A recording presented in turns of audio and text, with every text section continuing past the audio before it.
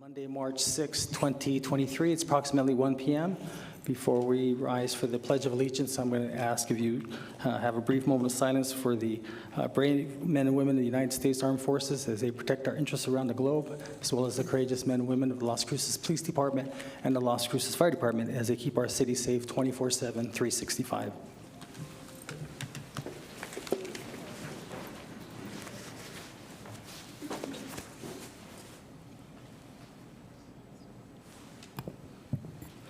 Pledge allegiance to the flag of the United States of America and to the republic for which it stands, one nation, under God, indivisible, with liberty and justice for all.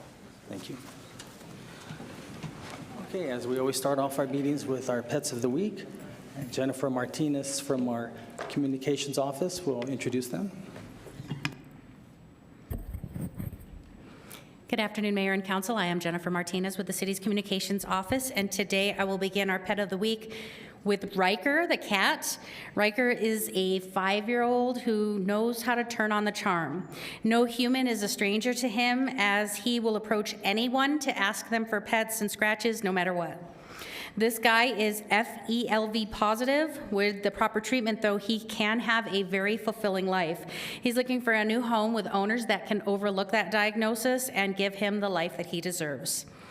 And then we have Sugar. Sugar is also a 5-year-old. This girl is adorable, fun-loving, and was surrendered to the ASCMV in September. She has gotten used to being on the leash and being taught currently how to sit.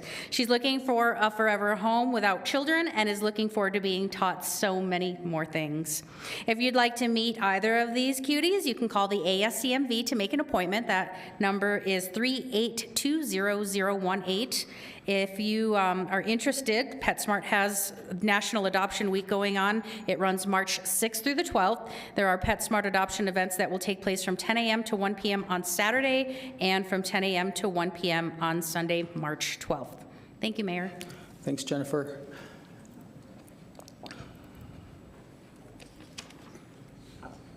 Okay, now we're going to go to our jobs of the week, and I believe Giselle Palomares from the New Mexico Workforce Connections will be announcing those jobs.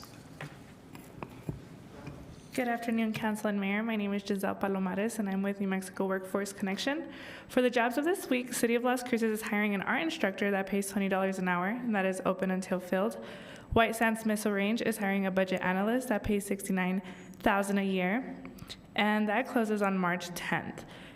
Aya Healthcare Services Incorporated is hiring a case manager RN, travel nursing, that pays $55,000 to $78,000 a year, depending on experience, and that closes May 23rd. First National Bank Texas is hiring a bilingual personal banker, and that pays $30,000 to $38,000, depending on experience, and that closes May 22nd.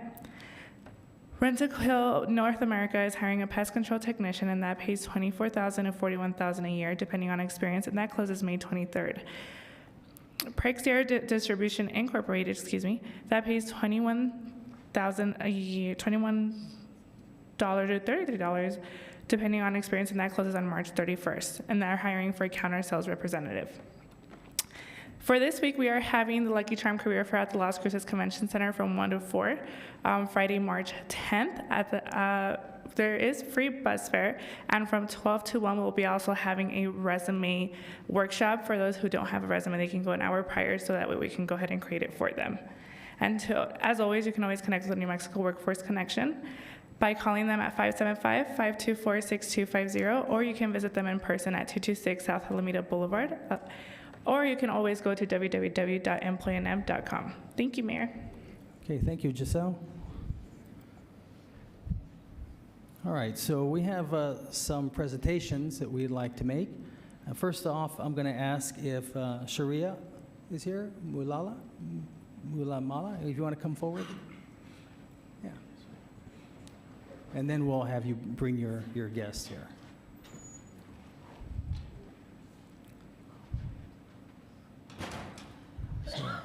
So I don't know if anyone in the audience remembers, but about a year ago, we recognized you. You're one of our top teens, right? Yeah.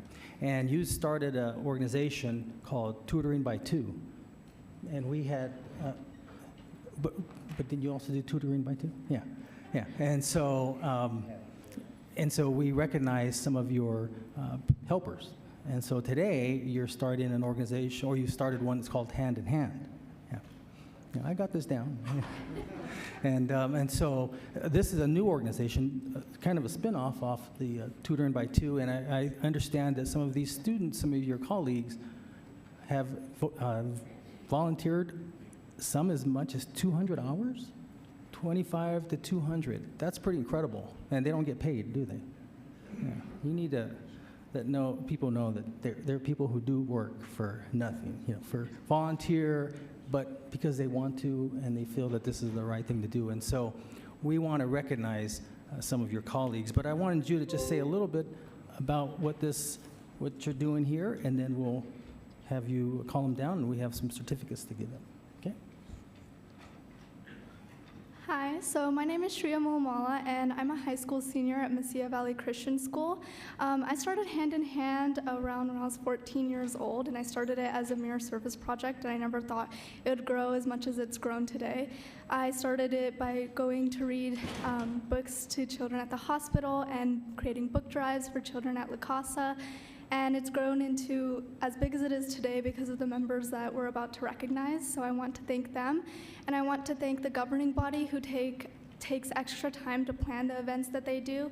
And I also want to thank Community Foundation of Southern New Mexico for sponsoring our cause. And it is because of them today that we're the first youth philanthropic organization in all of Southern New Mexico. So I want to thank you. She's incredible. It's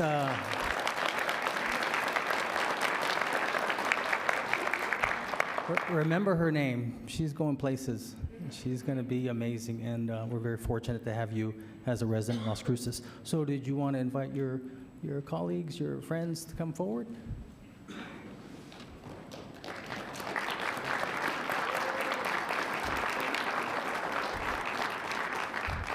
So I'm going to read the citation, and then we're going to just, they're all the same, except for the names. And so I'm going to start with this. It's a mayor citation for community service presented to Victoria Turner in recognition of your commitment and dedication in helping make Las Cruces a better community, dated the 6th day of March, 2023, signed by myself, Ken Miyagishima. Victoria?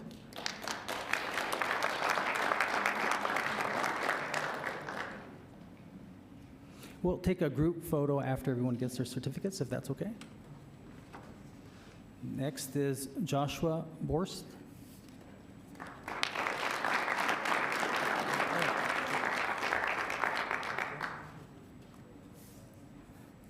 Evelyn Dyer.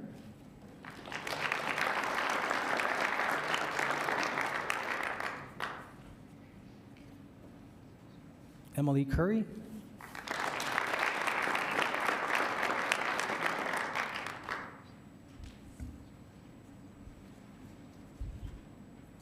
Xander Brock.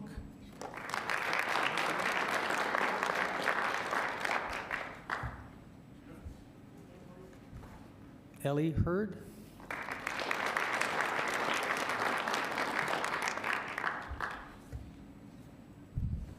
Landon Sandoval.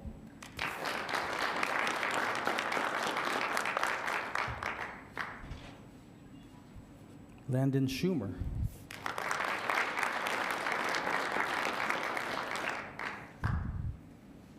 Josh Hughes.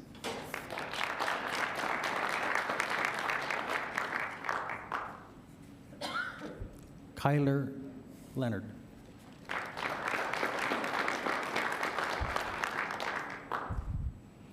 Keely Sterrett.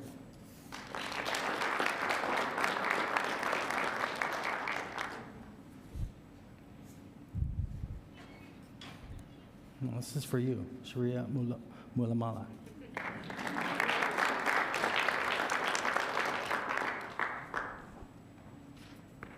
Connor Coyle.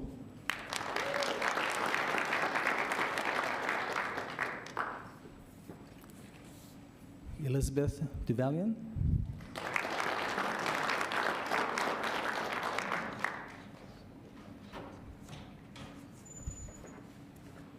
Ethan Mundu.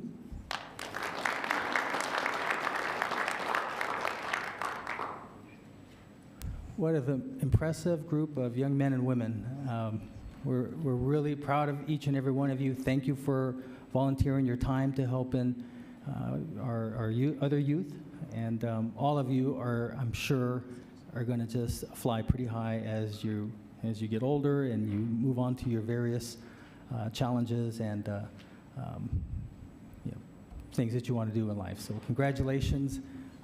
Let's give everyone a round of applause. Give them a round of applause.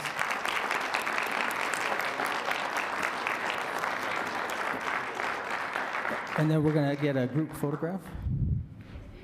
You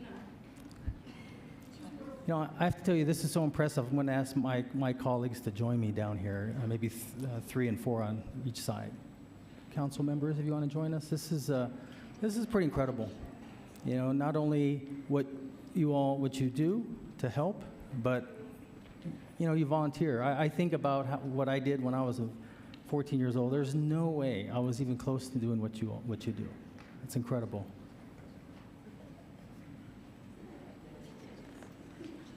He never invites us for pictures.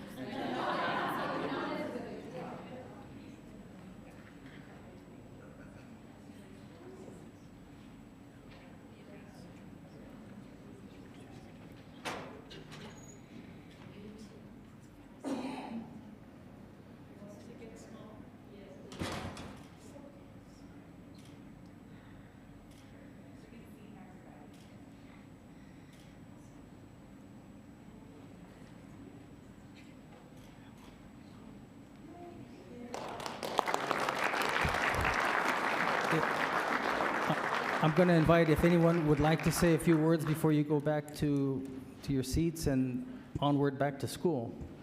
Yeah? I'm sorry I could not give you an excused absence for today. Okay?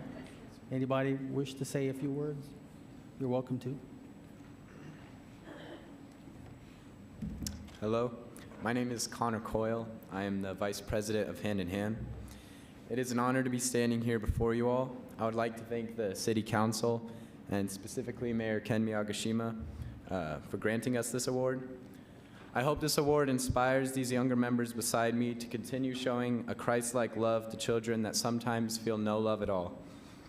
I pray that the rise of my generation creates a Doña Ana County community that helps every child, regardless of circumstance. It has been a privilege to stand here and receive this award in front of you all, and thank you for your time.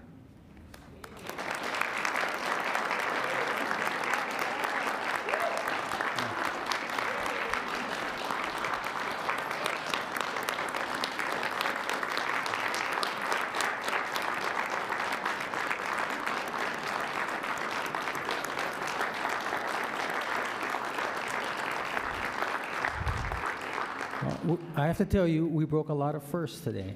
This is the first time I've ever had certificates and everybody showed up. This is the first time that the City Council took pictures with a group, and it's the first time you get a standing ovation. So that's pretty cool. Good job, everyone. Thank you very much. I'm sure we have a list of your names somewhere. We're going to watch you as you blossom. You're really going to just take the world by storm. Thank you.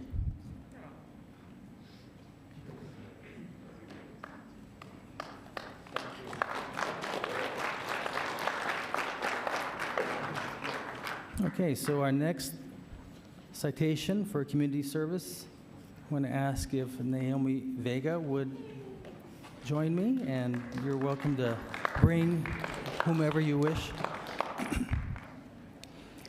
So, what's really neat about Naomi, not only is she a fantastic singer, but she sings for almost every event that the veterans put on.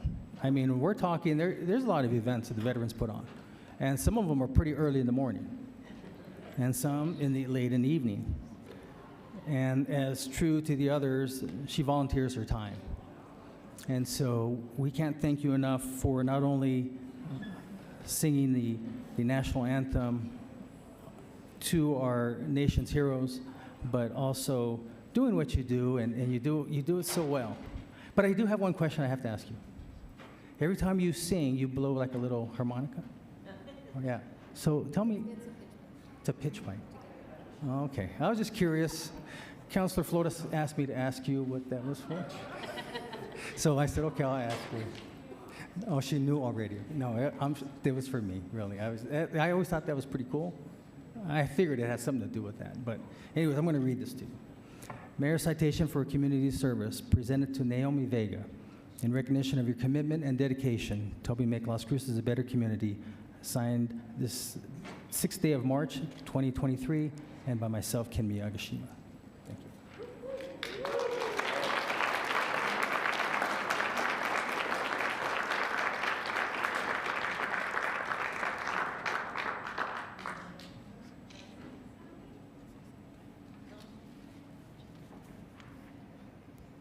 I'd like to thank City Council and Mayor Miyagishima. I've been singing the national anthem here a cappella for just about every event you could think of for about 23 years. And I am very humbled and honored to receive this. I love our veterans. I love our men and women who are serving. Chaplain Orvis sitting here in the front, I tell him he has his own personal national anthem singer. Whenever he calls, I show up. So, and usually when I sing, there's no newspaper, there's no video crew there. Sometimes there's only 10 people. And I really don't care who shows up. I'm there to sing the national anthem for our men and women and for the city of Las Cruces and for this great country. So I'm deeply honored that I received this. Thank you.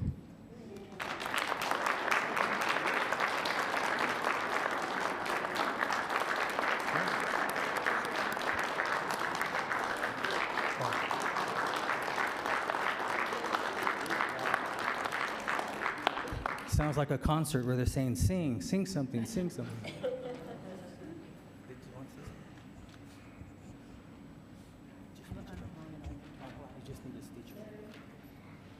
My name is Carol Gaines. I am a veteran. I'd like to say thank you to Naomi for showing up for all of those times. And as a singer, you're singing a cappella, and I admire you mightily for that. Our national anthem is our national anthem, and you sing it straight on as it should be, standing straight and tall. It is our national anthem, and not one should be taken lightly, nor one that so many singers, especially like at some of the football games and things, when they kind of make it their own little song. And it is our national anthem. Thank you for singing it that way.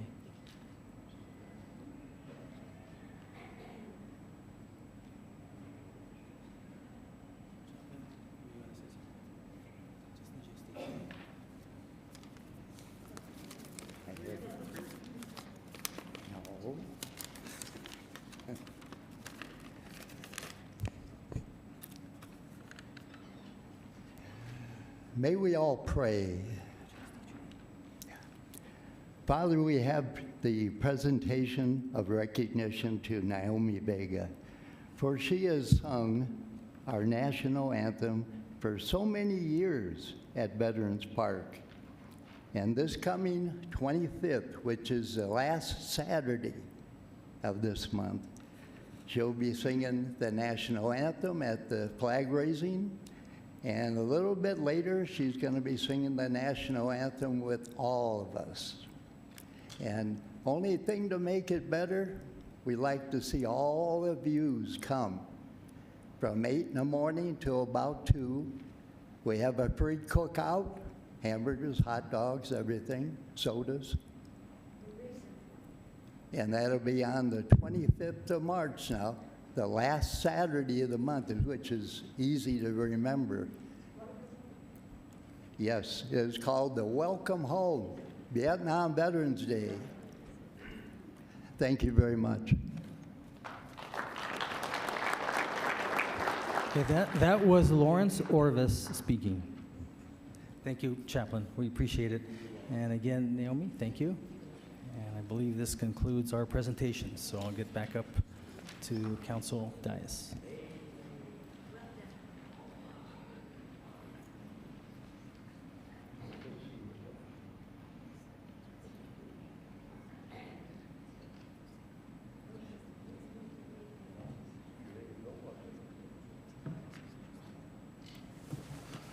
Okay, now I'm going to read the conflict of interest statement. This is where I'll ask if any member of the City Council, City Manager, or any member of the City's Manager staff has any known conflict of interest on any item on the agenda.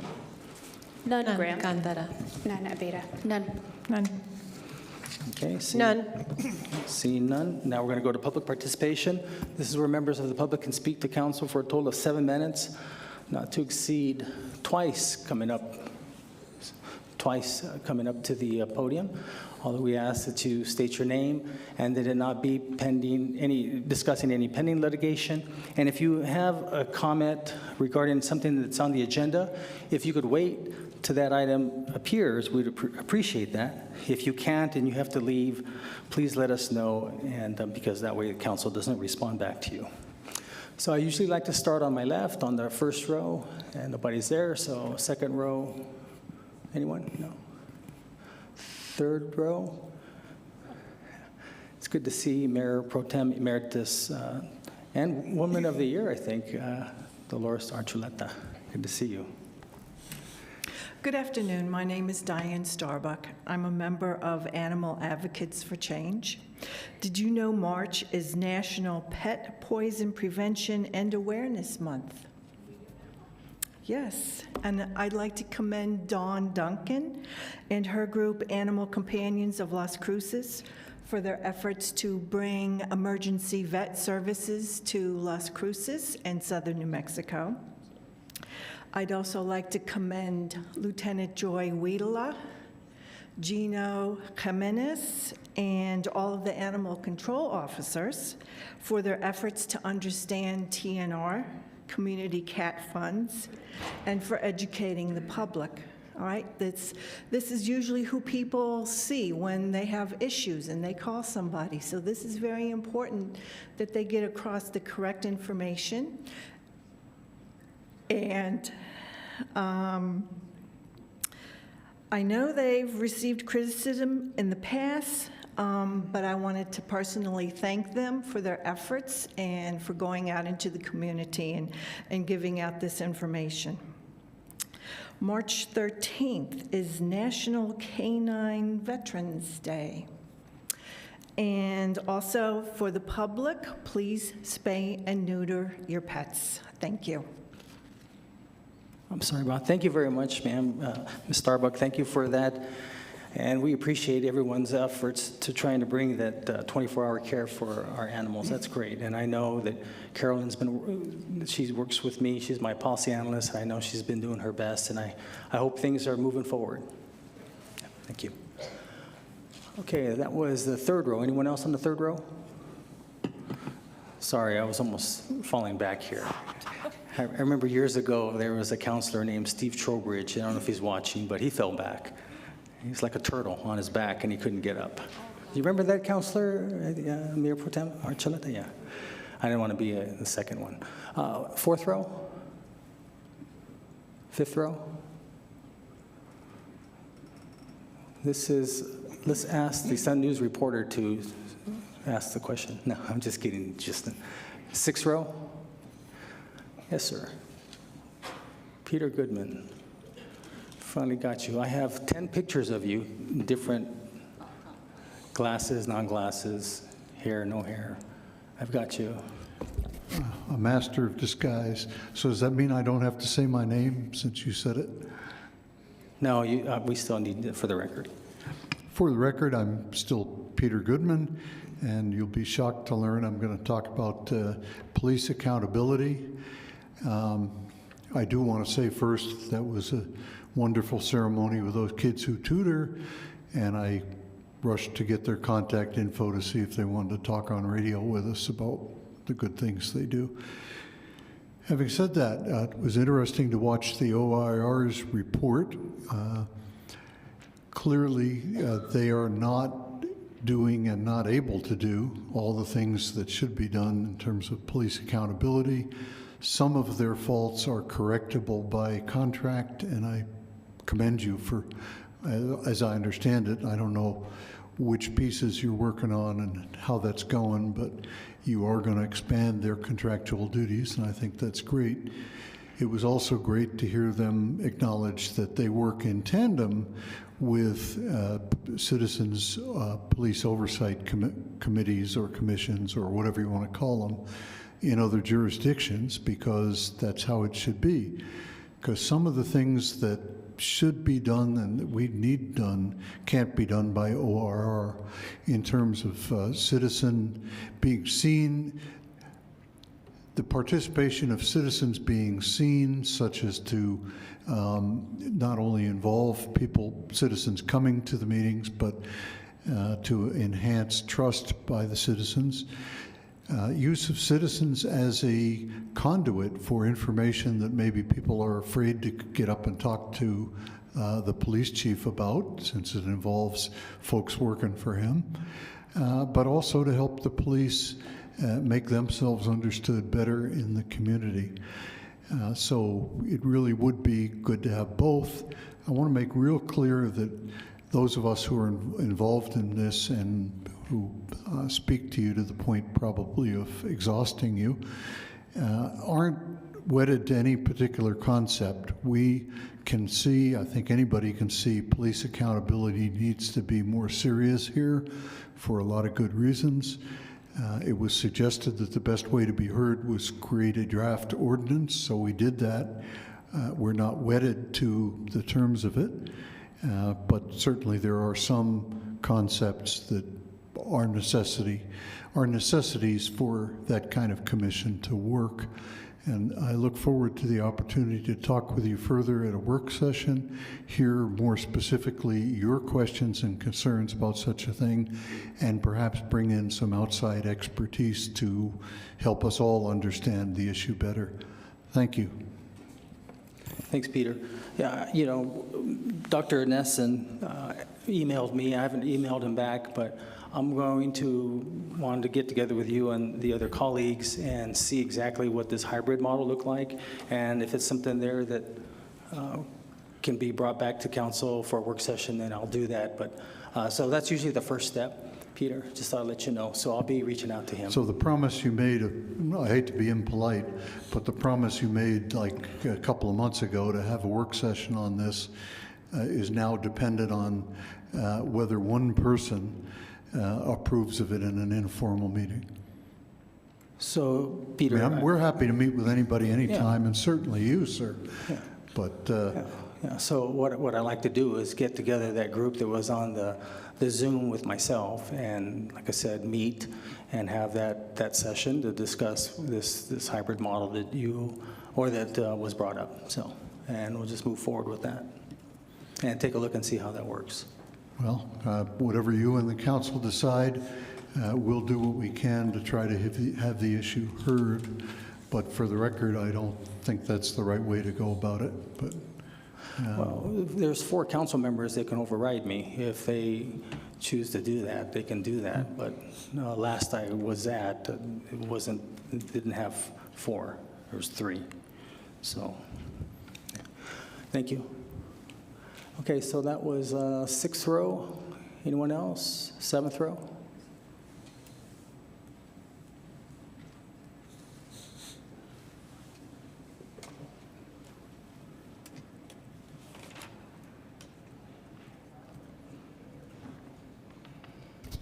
My name is Rod Gajewski. I'm the adjutant for Purple Heart, and I'm also a member of the Mayor's Veterans Advisory Board. And I don't know, I have here, I don't know if you folks were made aware that yesterday at Veterans Memorial Park that there were tables that were damaged, that were the ADA tables. They were all bent and damaged. They have to be removed. But they specifically removed or damaged the ADA tables. I have pictures if you folks wanted to see them. Rod, you can email them to me. I'll send them to the clerk, and then she can send them out. Yeah, I'm hoping that the cameras were working at the park, Veterans Memorial Park, because this damage was pretty significant. And I mean, it's like, the police can't be everywhere, but hopefully the cameras caught the people. But it is pretty significant damage. But it was just to the ADA tables, which are just, they have the disabled emblem on the table, and they literally bent the tables down. So I just wanted to make you aware that. Okay, thank you, Rod. No, I was not aware of it, and, but if you can send those pictures to me, and then I can get them to the clerk so that the council can take a look at them. Parks and Rec is already aware that, and they're working on, mitigating the issue, but the tables are expensive. They take a long time to get shipped in. We've already had a damaged table for a couple of years, but these are, now they've damaged over half the tables. So, Okay. thank you. Okay, and thank you for your service, Rod, as usual. And is that Lori Gramay back there? Yeah, that's a longtime city director, retired. Good to see you, Lori. Yeah. Lori's son is one of our chapter members, and she's an auxiliary member of the Military Order of the Purple Heart also. Oh, okay, good. All right. Okay, so that was 7th row, I believe. Anyone else? 8th row?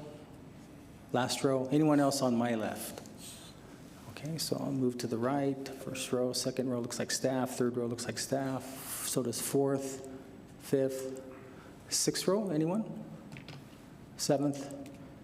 Yes, sir. Just raise your hand with the cap on. Yes, sir.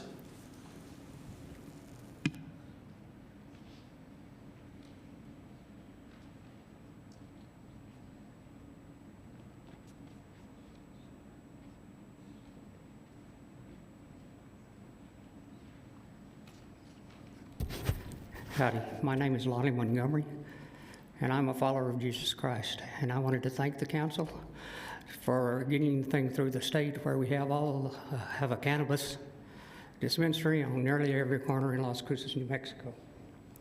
That it really works well here, I think, because we can go in and we can get our stuff and get on there, and then we can run down the roads of this town. Wherever you want to go, there are people racing. So we have people going high and going racing. And that's just part of the news. But the big news I'm worried about is our whole country.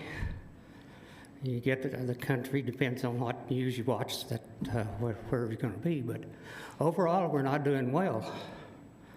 And I think we may be headed for a down part, that God may be coming to get us, like he did, took Daniel to Babylon. And I don't know who's coming, but I think it's coming for us because we're not following God. We need to get back to him. And that's all that, we need to do it. And I don't know which country's going to do it or how they're going to do it or whatever else. I'm not a prophet. I'm just a follower. But, if I were to make a prediction, I would say maybe we need to catch up on our Mandarin. That's all I have to say. Thank you. Thank you, Mr. Montgomery. Okay, anyone else before we close the public participation that I may have missed? Okay, seeing none, I'll go ahead and move on to the acceptance of the agenda. Moved. Second by Flores. Okay, who made the motion? Councilor? Okay, she's locked out. So moved by Flores. Second by Vega. Okay, motion made by Councilor Flores, second by Councilor Abeta. Did we accept the agenda as presented? Christine? This is on the motion to accept the agenda as presented. Councilor Abeta? Yes. Councilor Graham? Yes. Thank you. Councilor Bencomo? Yes. Councilor Cran? Yes. Councilor Flores? Yes. Councilor Gondeta? Yes. Mayor? Yes. Okay, so we're going to move now to item 7.1. It's 1:34 p.m. The public hearing is now on. So is there anyone here who wishes to talk either for or against the transfer of ownership and change of location of interlocal liquor license number 2628 with on-premises consumption and patio service to Big Toasted Mon 4 LLC, doing business as Chiba Hut Toasted Subs, located at 556 South Telshore Boulevard, Las Cruces, New Mexico, 88011. Good afternoon, Mr. Mayor. This is Kyla Stoker with New Mexico Liquor Licenses. I am attending via Zoom, and I am the representative on behalf of the applicant. Okay. I don't think there's anyone here to speak either for or against this, so I'm going to go ahead and close the public hearing. It's 1:35 p.m. And so with that, I'll entertain a motion to adopt Resolution 23-101. Move to approve. Second. Motion made by Councilor Bencomo, second by Councilor Abeta. Christine? This is on the motion to approve Resolution 23-101. Councilor Abeta? Yes. Councilor Graham? Yes. Councilor Bencomo? Yes. Councilor Corran? Yes. Councilor Flores? Yes. Councilor Gondara? Yes. Mayor? Yes. Okay, thank you. Next item is 7.2, Resolution 23-102. Move to approve. Graham. Second. Bencomo. Motion made by Councilor Graham, second by Councilor Bencomo. And Natalie Green will be presenting. Natalie, are you under Economic Development now? We are now under the City Manager's Office. City Manager's Office, okay. Good afternoon, Mr. Mayor, members of council. Natalie Green for the record with the City Manager's Office. The resolution before you is the approval of the creation of a pilot program for a construction loan financing program. Just a little bit of background. The revolving loan fund would be funded from the Affordable Housing Trust Fund, which was created in 2010. The Affordable Housing Trust Fund is a dedicated and restricted source of funding only to be used to finance affordable housing projects through either grants or loans. It is an eligible use under the State Affordable Housing Act, and then the city in Chapter 13, Division 2 has the Affordable Housing General Oversight Ordinance, and that General Oversight Ordinance is the overarching guidance on any affordable housing program implementation. This pilot program was presented to the Housing Policy Review Committee in November. The pilot program would start with seed funding of $500,000. That funding would be loaned out at 1% interest rates. The proposal or staff's recommendation is to work with Tierra del Sol, who is a nonprofit affordable housing developer, and they are a qualified grantee. Under the state act and the city's ordinance, we have to certify anyone we work with for affordable housing as qualifying grantees. And that is a process that means we've reviewed their financials, their audits, their mission statements. We've reviewed the projects, and Tierra del Sol's most recent certification was December 2022, and they were certified by both the city and the New Mexico Mortgage Finance Authority. We are proposing to target the Metro Village Park area. There's 39 lots that are available to be built on. Right now, there's 55 pre-screened applicants on the home ownership waiting list for the city of Las Cruces. And all the clients would be pre-screened and, pre-approved before the construction starts. And we're looking to target clients up to 120% of area median income, which is in alignment with the city's ordinance.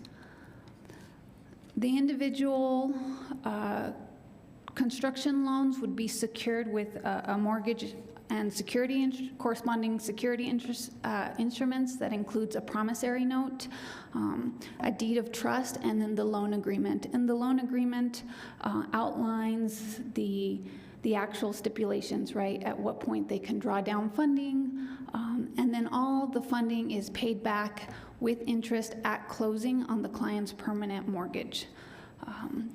The homes would be sold between $169,000 and $175,000. That price can vary based on the family size or the floor plan, and then the average interest savings would be about $2,800. It's actually probably a little bit higher. I was told that construction loan rates went up today, so they're anywhere from 7.5% to 9% for a construction loan. Just some Elevate alignments that we wanted to include, that our benchmarks that we're meeting is that we will continue to monitor housing trends and meet market demands to ensure that we're working on that affordable housing stock. that we are locating housing in a dispersed manner across the city to avoid overconcentration of low-income districts, and then that we're identifying public and private partnerships, especially to include affordable housing and new housing developments. I included the income chart. Again, for home ownership, it's a higher range of the low to moderate income range, so anywhere from 60 to 120% of area median income. And these numbers change on an annual basis. Some information about Tierra del Sol. Again, they are a nonprofit affordable housing development group. Their mission is to improve the quality of life for persons in their service area and empower them through economically, politically, and socially through home ownership, employment training, and access to financial resources. They are a certified home buying counseling organization. They've been in existence for approximately 50 years and have developed well over 5,500 units of affordable housing in the area. And they're also in the audience should you have any questions today, which will stand for your standard council options. Before I go to my colleagues, let me just ask you real quick, Natalie, I'm supportive of this program. The 1%, where is the money coming from? Mr. Mayor, the money is coming from the Affordable Housing Trust Fund. There is some funding that was already in there that hasn't been earmarked for anything. So we want to start the pilot program with that funding. So this will be the very first time that we do that? So we... From the Affordable Housing Trust Fund? Correct. Okay. Mr. Mayor, we traditionally do permanent loans, and those loans are amortized over a longer period of time and get reimbursed to us. This would be a short-term loan to Tierra del Sol to build the house, and then it's paid back right at closing. So it's like an 8-month, 12-month loan. That was the reason why I was going to ask, because I just wanted to be consistent, because I know that the interest rate that we've charged other community partners was a little bit higher, but you explained this. Okay, thank you. That was my only question. So, Councilor Coran, Mayor Pro Tem. Thank you. Thank you, Natalie, and thank you for all this information. It answered a lot of the questions I initially had. I'm just wondering if you can talk a little bit about, so I understand the process of Tierra del Sol building, selling to folks who are qualified as part of the existing program. So what are the conditions on their ownership, and do those carry throughout the life of a mortgage? How does that work? Because I know in this area, which is in my district and why I'm extra excited for there to be more affordable housing there, the average home is probably about $315,000. So immediately folks have a lot of equity, which is great, a great part of home ownership, but I think the idea is that those folks wouldn't immediately necessarily transfer that into sale of the home. Mr. Mayor, Councilor Coran, it depends on the other funding sources as well, but there is embedded within the oversight ordinance what's called an affordability period, and that affordability period varies based on the amount of financing in the individual projects and then the other sources of funds. So depending on the dollar amount that's in the financing package, so to speak, they would have to maintain ownership of the house anywhere from 5 to 15 years. And it can just vary. Again, if there's home funds, it's likely it'll be 15 years or more.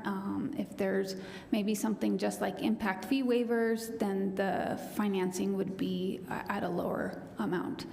But again, these are low to moderate income home buyers who otherwise would not have the opportunity to achieve home ownership. So we see very little turnover in that affordability period. Thank you. I suspected as much. I just thought it would be good for folks to know so that they have a sense of how long these will remain affordable for folks. So thank you. I appreciate it. That's all the questions I have. Thank you. Mayor Pro Tem. Thank you. Thank you, Natalie. I was not at the meeting on the 29th, so I feel like a little behind, so sorry for the questions that I've asked. But Natalie, you said they're pre-screened. Who did the screening, or who will do the screening? Mr. Mayor, Mayor Pro Tem Gandra, Tierra del Sol will screen all of the clients, and I believe their home buyer counselor is here. You have to come to the...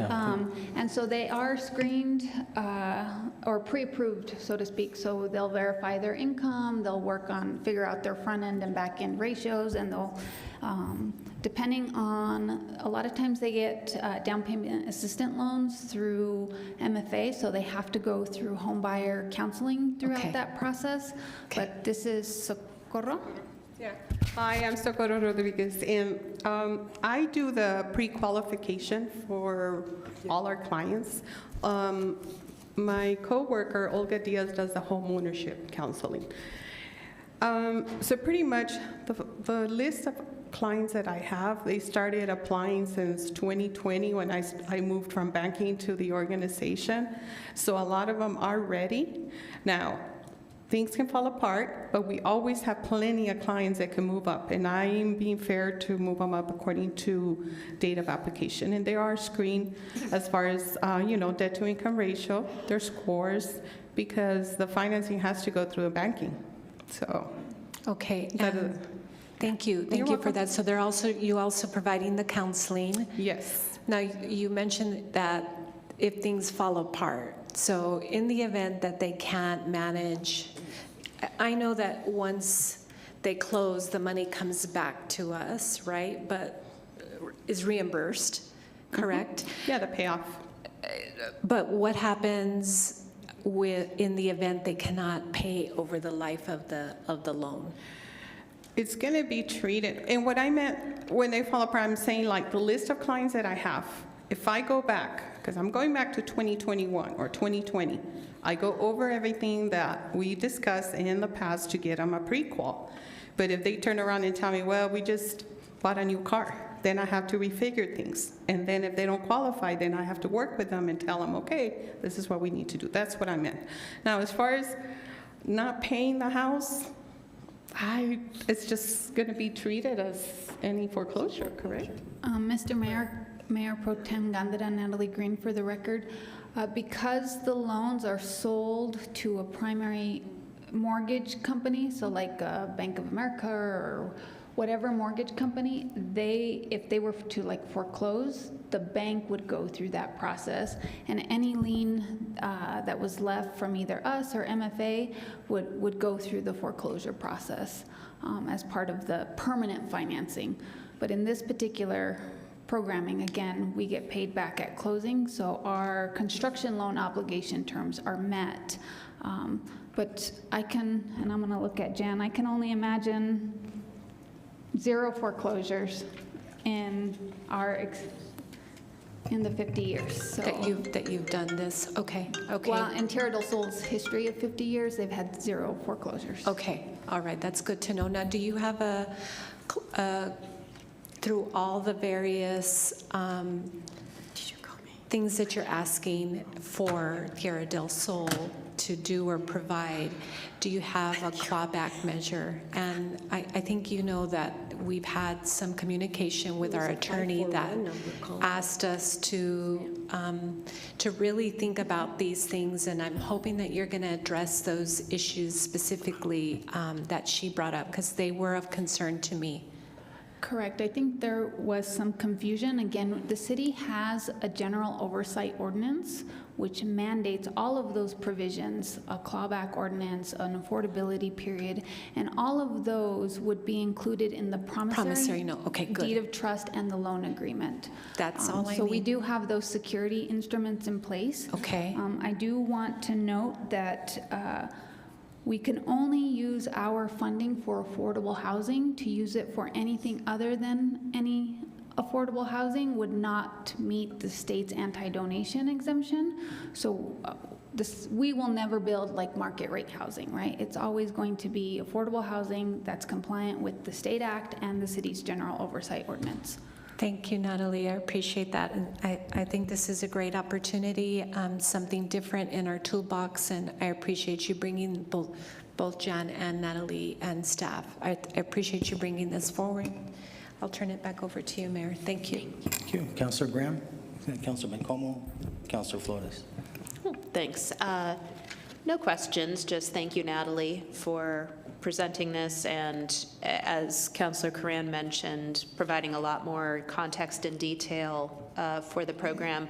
And just a quick comment, I think particularly as we went through the Go Bond cycle, there were a lot of narratives floating around kind of shrinking what affordable housing can mean for our community. And I think it's so great to see yet another example of empowering single-family home ownership in addition to all of the other things that you and your team and we as a city are trying to advance. So just thank you for showing us how wide-ranging affordable housing is in Las Cruces. Thank you, Mayor. Thank you. Councilor Bencomo. Thanks, Mayor. Thank you so much, Natalie. Yes, absolutely. I don't, Natalie, you're presenting very monotone today. I don't want to dismiss how big, can you not hear me? Oh, I thought it was very loud. I just want to say, I said Natalie was presenting very monotone today, which was wild because this is a really big deal. I feel like this kind of pilot program is innovative. It's getting at something we've been talking about on this council for a really long time, which is building wealth for people, for low-income, for families. And home ownership is, as we just heard at our budget retreat, further and further away for so many New Mexicans. I bought my home in 2019. I don't know that I would be able to afford my home this year, to be quite frank. And so this kind of program, working with folks, trusted organizations like Tierra del Sol, developers that often are not at the affordable housing table, is just such a big deal. And I want to honor you, I want to honor your team, because it's just, I know I keep saying it, it's just a very big deal. I do have just a couple questions. During our PRC, when they presented, which was incredible, we also talked a little bit, and you mentioned it, but can you expand more on the down payment assistance as well? Because I think that at every step of this, there is support and assistance for families so that they can come into this house and be able to thrive. Mr. Mayor, Councilor Bencomo, thank you for the question. So the down payment assistance is usually provided by the New Mexico Mortgage Finance. So there's a secondary qualification process, and a lot of times what they do is they do I think it's their Primero loan program, and they have some other loan instruments that they would work with the financial institution that would lower that down payment. So rather than a 20% down payment on the house, it's a $500 down payment, but they have to go through the home buyer counseling, which is a pretty extensive process, and then work with the development providers. And the different loan products vary.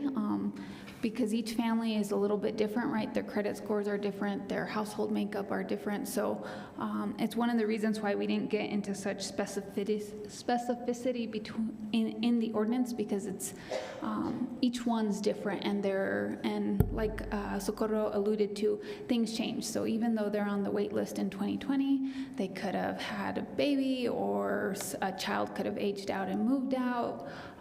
They could have bought a car and their credit score going down. So each one is really different, and that's why we're doing those individual loan agreements and promissory notes, because it's going to change even from when they start the house to the closing table. I can't tell you how many times on the private side I've seen people who are buying a house, go out and buy new furniture and no longer qualify for their loan. Oh my gosh. And so that's the importance of the loan program. We are partnering, we partner with New Mexico Mortgage Finance Authority, and so they're rolling out some additional home buyer assistance programming. I don't know that I've seen it yet, but they're subsidizing a much larger portion of the first mortgage than you would traditionally see. And so I think they're doing somewhere between $25,000 and $40,000 grants. Wow. And so that's why you'll see the construction notes, they're not for the full value of the house. They're usually 80% loan to value, and then other financing mechanisms will kick in. So I know you'll see some home funding that we're moving to this subdivision to also help with some of those construction costs as well. And you'll see that in one of your next council meetings. Thank you for that, Natalie. I really appreciate it. And thank you, Socorro, for your work. Do people call you Coco? Yeah, that's my late grandmother's name, so it's Coco. Yeah, thank you. And then Natalie, today I know that we're voting on the approval of the pilot program as a whole. I imagine that there's many things that come after this, very in the weeds, that just is not in the authority of council, right? And so, one, what happens next? And two, how do we, I really want us to like build a story from this, Natalie, that is public, that, because again, it's a big deal. And I want this to be, as you move through the steps, there's many steps that we just won't see after this. Like, how do we get to a place when the homes are done, when families are moving in, that we can really package this as a beautiful story to tell the community? Mr. Mayor, Councilor Bencomo, we will work with our PIO office. One of the things we like to do, and you should be getting an invitation soon too, is like our ribbon cutting. So we'll make sure those get advertised and that you guys can be there when we open the first home. Other things that we're going to work on is, well, there's 39 lots. Obviously, 500,000 is not going to construct all 39. So we're looking to build on those initial successes that we anticipate coming and do an expansion of the program. We have selected Tierra del Sol just because they're that experienced developer to work with, but we'd like to see this open much broader and build that capacity across the continuum. But we'll make sure that we're working on that story. Thanks, Natalie. Thanks, Mayor. Thank you, Councilor. Councilor Flores. Thank you, Mayor. And thank you, Natalie, for your presentation, and Socorro from Tierra del Sol. My question is this: how far down on the lien holder list is the city? Mr. Mayor, Councilor Flores, we would be the first lien because we're providing the construction note. Oh, okay. So, and then as soon as they close on their permanent financing, our note goes away. We're paid off with interest. If there's other financing tools in, then it just depends. So Okay. if we have like home funds, we're usually in second position. So at this point, there's still a need for a builder that will come forward. Is that correct? Mr. Mayor, Councilor Flores, Tierra del Sol would be the construction. Would be the construction, would be dealing with all the contracts and whatnot? Okay. And once that property is sold and the money comes back to the city, are there plans to continue to develop more affordable housing?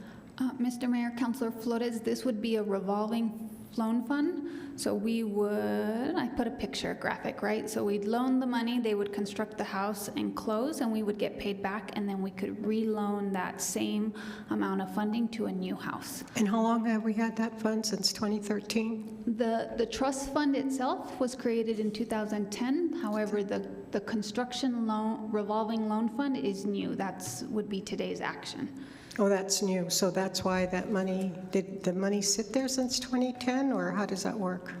Mr. Mayor, Councilor Flores, we have never allocated money directly out of the trust fund. We've done some projects, but they're usually out of the Telshore Fund. We've received regular, like $100,000 investments from past councils, but it's never been large enough to sort of build a program off of. So that's why it's never been tapped until now? Correct. We've used it for very small stuff like impact fee waivers. You guys as council authorize an impact fee waiver program at about $25,000. One of my suggestions is to do a work session on the trust fund and the oversight ordinance and sort of all the programming in one big session with you guys, so we can talk more in depth on how the And to what end would that work session, what would be the end result that you're seeking in that work session? Just provide some general information around affordable housing development and how those programs work. Would that facilitate creating more affordable housing by going that route? It could, absolutely. Okay, because that's pretty much what we need to achieve. Thank you very much, Ms. Green. Thank you, Mr. Mayor. Is there anybody else had any questions? Members of the public? Okay, seeing none. Christine. This is on the motion to approve Resolution 23-102. Councilor Beta? Yes. Councilor Graham? Yes. Councilor Bencomo? Enthusiastically, yes. Christine. Thank you. Councilor Coran? Similarly enthusiastically, yes. Councilor Ditto. Flores? Flores. Councilor Gondeta? That was a yes. Thank you. Thank you. Councilor Gondeta? Excitedly, yes, yes, yes, it's a priority for us. And Mayor? Yes. Yes. Okay. One yes. All right, now we're in 7.3, Resolution 23-103. Move to approve. Need a yes motion. Move to approve. Second. Okay, motion made by Councilor Curran, second by Councilor Bencomo. And Larry Nichols will be presenting. Good afternoon, Mayor, and members of City Council and City Manager. Larry Nichols, Community Development Director. A few introductory comments regarding the resolution we're considering at this time. Over the past 5 years or so, the Community Development Department has been going back and looking at several resolutions and ordinances that needed to be updated. And we've done a number of those. Good examples would be the resolution of establishing the Elevate Las Cruces, our comprehensive plan.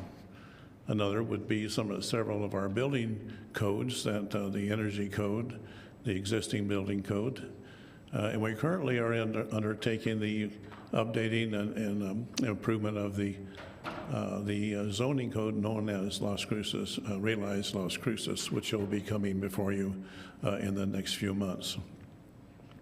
This resolution was brought forward because we had interest from the council to have it guidelines to be updated, and also it's a resolution that's over 40 years old, and so that's probably a good time to be doing updating.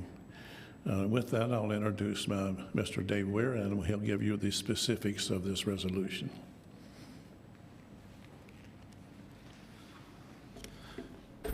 Good afternoon, David Weir, Community Development Department.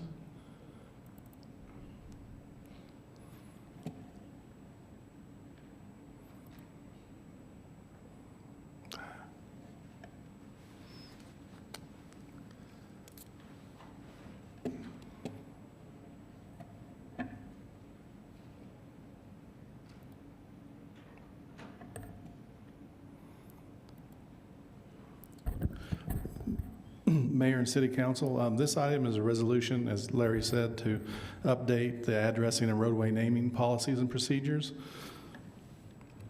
Just to give you a little bit of background on that, currently the policies and standards that the city follows are dictated by resolutions 8337 and 8338. Each of the ordinances, one addresses addressing, one addresses roadways. At the time addresses are assigned, it's typically with a building permit or upon request of a property owner. Roadways are typically named at the time within a subdivision approval, or again, there may be a request to the city to either change a name or to name a property. The reason we're going forward with this amendment at this time is, one, is the age of the resolutions. They're over 40 years old, so it's probably a good time to look at it. And probably the other reason was because a lot of the recent discussions on how the city handles the renaming of streets and the request and how they come forward to City Council. So it was an appropriate time to look at those and bring forward recommendations to you. The amendments and the updates themselves, one is to combine those two resolutions into one and be replaced by this. The two, we created a new purpose statement, and basically it's to identify a practical approach for addressing and street namings, and also promoting safety, efficiencies, and basic place finding. There are new graphics. If you go through our old ordinances, they are very much a reflection of their time, so we wanted to have new graphics that clearly convey some of the ideas of the guidelines. There was also clarification in the criteria that's followed. Basically, we have general guidelines that would address any address or roadway naming, and then there are some criteria specifically to addressing guidelines and specifically to roadways. One of the other things that we updated or proposed to update with this is to clearly define what can be approved administratively, what can be approved by the Planning and Zoning Commission, and what comes forward to the City Council. As far as new guidelines, there are 2 amendments proposed or changes to the guidelines, and both of those are to make sure that we name streets in an appropriate manner. And if there are streets that are deemed to be inappropriate, that we have a process to address those. And that's a very quick summary of that, but with that, you have your typical actions that you can take on this, and I'll be happy to answer any questions you may have. Thanks, David. Councilor Flores, Councilor Bencomo. Thank you, Mr. Mayor, and thank you, Mr. Weir, and thank you, Mr. Nichols, for bringing this resolution to City Council. So how do you act on a street change, the name of a, how do you approach that, or what is the mechanism that propels the street renaming? Sure. The way streets get currently named is it typically happens at the time of a subdivision. A developer will propose the names, and as a part of our regular review, various staff look at those and decide if those can go forward. The Planning and Zoning Commission approves the final plat, and when that's recorded, the street names become effective. The way the guidelines have been changed for existing names is that if there's somebody along a street that would like to have it changed, if there are 2/3 of the property owners along that segment of road, they can sign a petition, submit it to the city, and then depending on whether the street name was in a subdivision that was was approved after 1987, it would go to the Planning and Zoning Commission. If it was approved prior to that, it would come directly to the City Council, and then the City Council would decide whether they wanted to rename the street. And then just as a side note, typically when we have those petitions, or if the city creates a petition to rename a street, we take a survey of the property owners and see if they have any recommendations to change that. In the past, we saw this most often happen in the late 80s and 90s because we had the large annexation of the East Mesa, and so we had streets that had the same names as some streets that were already in the city. And so those councils saw a lot of street name changes to create that, to eliminate that duplication of names, and so it was easier to find. I'm guessing at the time that 911 came into effect, there was another review to make sure that it was easier for public safety to get to properties. Mr. Weir, I think that my question wasn't clear enough. How does the city go about changing an existing street name? I think that that's the part that is at issue. I'm sorry, ma'am. Thank you. Mayor and Councilor Flores, the council themselves, if there's a consensus reached by that, they could direct staff to present a name change to you if you have identified a particular street that you wanted looked at. You could possibly do a work session to have that reviewed and then have it placed, and staff would prepare a petition, or excuse me, a resolution basically changing that street name. And then if 4 of you voted for the name change, it would take effect. And how long would that take? Who initiates the request? A city councilor for it to be on calendar? Or do you need a consensus there as well to get it on calendar? Mayor and Councilor Flores, I believe that if there was a councilor that had a particular street that they wanted changed, that they could propose that, and then whether at a work session or just they're dealing with city management, could decide to put it on, that would be the case. So would it be appropriate for me to make that request now? I think you could do that at this time. Yes. My request is that we proceed on the renaming of Squaw Mountain Street. I don't know if it's avenue or road, but that is my request. That was the intent of the changes to the naming of streets and whatnot that you've just presented. So as a city councilor, I'm hereby requesting that the city manager move and do whatever is appropriate to ensure that that comes to city council expeditiously. Mayor and Councilor Flores, I believe that you need to act on the guidelines today, and that Yes. and then your request will have to be dealt with in another fashion. If that's okay. Well, then I would like to have the comments I just made to be appropriately stated, perhaps in the comments, but this is on the record at this point.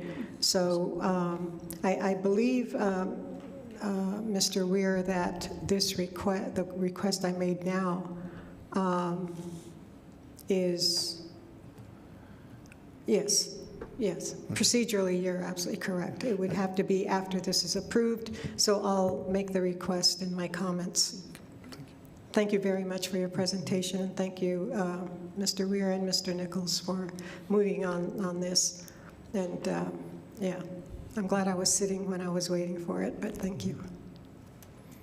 Councilor Bencomo? Mayor, I actually heard Councilor Beta's mic come on before me, so I'm going to let her. Okay, sure. Councilor Beta. Thank you, Mayor, and thank you, David, for the presentation. Thank you, Councilor Flores, for bringing up your comments. I do note on page 12, in section 3.4, there is consideration for name change that will eliminate roadways deemed derogatory, discriminatory, racist, or vulgar. And then I was going to ask one other item that you had about changing names. One was for those that fall under those guidelines. Another one was about on page 9, number 6, a new roadway name shall be reasonably straightforward and easy to pronounce. And I'm curious, with the context of us in a kind of multicultural community, how that determination is going to be made. Mayor and Councilor Beta, as you're probably aware, a lot of this is kind of subjective as you go through, a lot of common sense by staff needing to take place.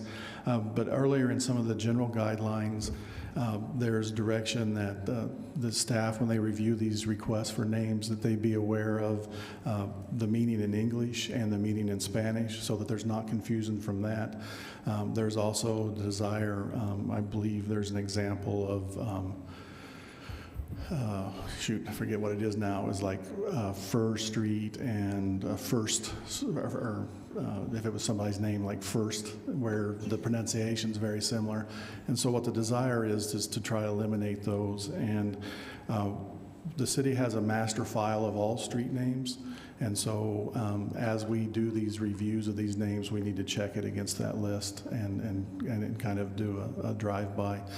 I believe that that's why there's provisions, so that if something does get through the cracks, there is the ability to go to the Planning and Zoning Commission or City Council to correct that. But it's based on staff catching that and then having safeguards or processes to try to caption if we do make an error. Okay, thank you. I will say within our quality of life PRC, one of the I think educational opportunities we've been given is that of the history, really, of the different indigenous cultures here in Las Cruces too. Perhaps that is also a lens to be put on when we're looking at meanings of words. And then I would say we do have a lot of experts in the area that can help, I think, staff out when looking at all those. But I am, just conscientious that when we are looking at these names, when we are trying to consider what's reasonable, that's also a bias on who we are as individuals. And so I want to make sure that we have systems in place that make sure that we are able to kind of filter out that bias so that we can have that well-rounded view, because what we've ended up now is in a situation where somebody had a bias and now we have a name that is blatantly vulgar. You wouldn't want me to be saying the word in the English context on the microphone. I'd be censored, I'm sure. And so we just need to kind of look through those frames. And like I said, I'm just hopeful that we'll have those systems in place to remove that bias. Thank you, and thank you, Mayor.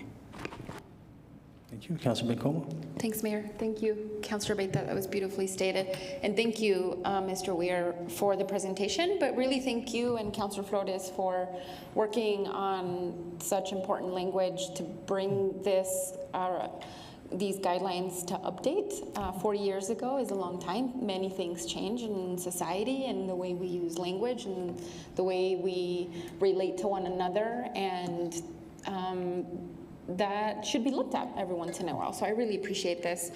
And I apologize sort of in advance because I want to read a couple of emails that I received in support of this resolution from a couple of folks who were involved last year when we first started talking about a particular name, a particular street that really I think is what led us to here today. I was going to wait for my council comments, but I think it's appropriate, even though I will be making some similar council comments at the end. But I do want to read these because they're very important. I'm going to read the first one. Dear Las Cruces City Council and honored members, my name is Chantel Yazzie Martin, and I am a member of the Navajo Nation tribe who now resides in Las Cruces, New Mexico, in Piro Manso Tiwa tribal lands. I cannot be with you in person, but graciously agreed to share what I would like to say regarding the new guidelines and criteria for the street names in Las Cruces. I ask Council to vote in and adhere to the new guidelines and add processes and criteria to prohibit and eliminate derogatory, discriminatory, racist, or vulgar roadway names as presented in current resolution. The Indigenous community, both who reside here and from afar, are in support of changing names that dishonor groups of people and continue to keep them in stereotyped and derogatory timeline, frozen and unchanging. When I first began to advocate for the name change, specifically the name of Squaw Street, we were given pushback related to the residents that lived there stating the name change would impact their address and would be an inconvenience. Indigenous women have had the inconvenience of being stereotyped, sexualized, and given lesser concern when it comes to justice system, as Indigenous have the highest amounts of missing and murdered Indigenous women.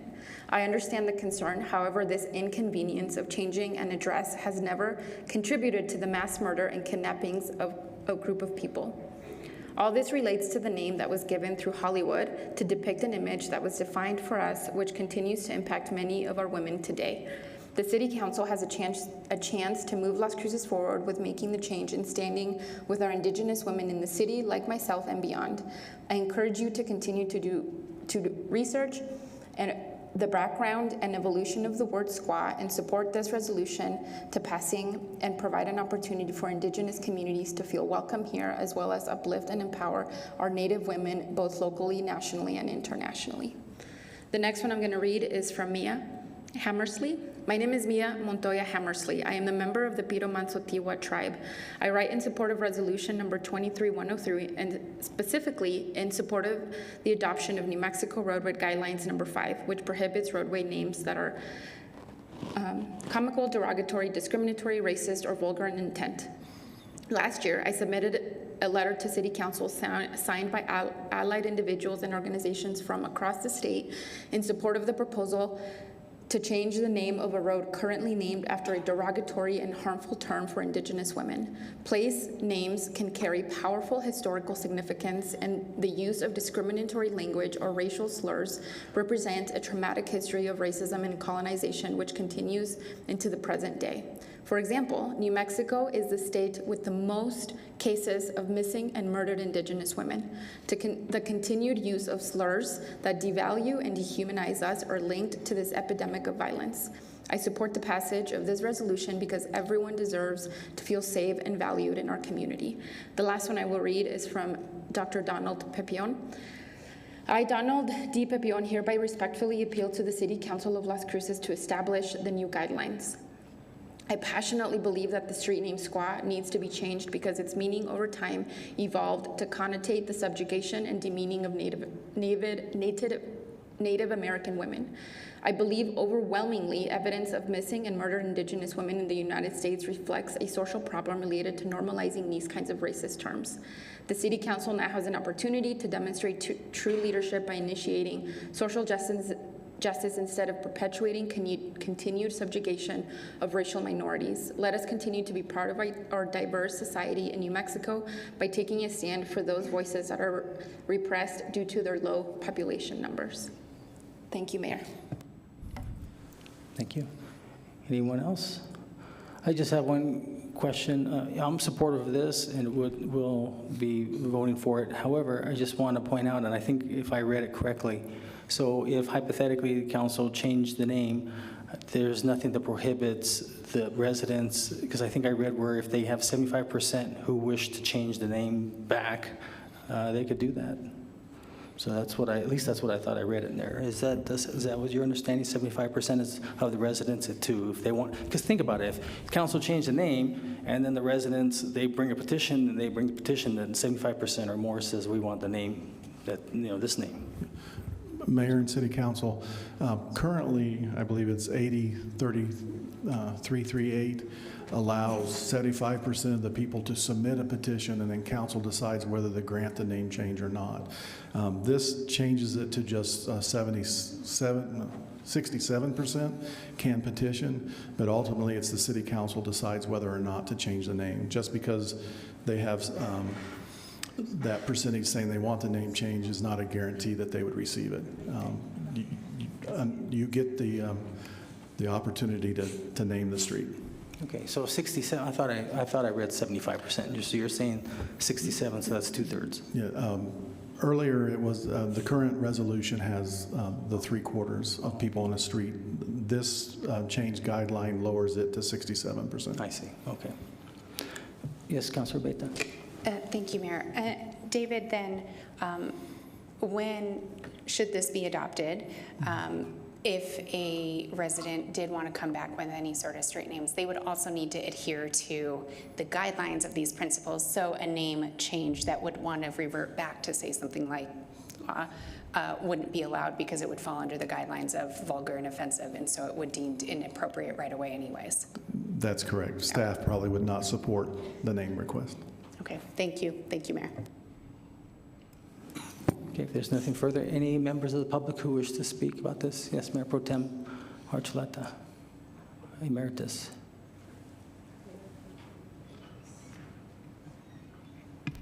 Thank you, Dolores Archuleta.